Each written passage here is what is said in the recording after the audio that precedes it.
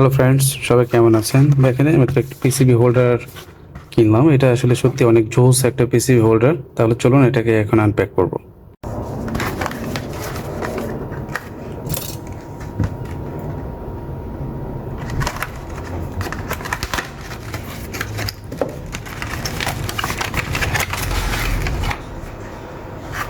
wow, সত্যি দেখেন এটা খুব জোস,